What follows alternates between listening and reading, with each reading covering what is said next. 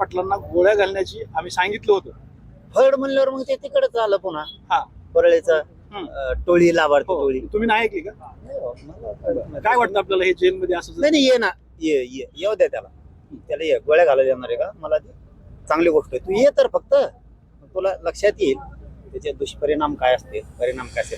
काय आहे बरं का, एक ती माज आणि मस्ती आहे. आणि एवढा आमचा मोठा समाज संयमानं चाललाय.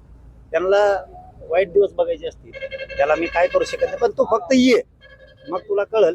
आम्ही पण वाट बघतोय, तू ये, तुला त्या दिवसचा दिवस दिसल कसा असतो राज्यातला. तू नुसतं गोळ्या घालायचं लांबच राहिलं, तू नुसतं बघून पण जाय.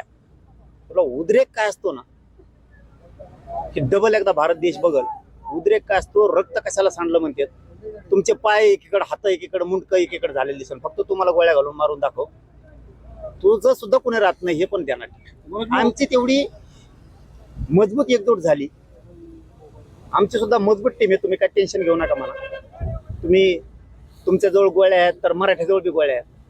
तुमजवळ जे काय आहे ते आमच्याकडे सुद्धा मराठ्यांकडे आहे. आमच्याकडे बी कुऱ्हाडी आहेत ना.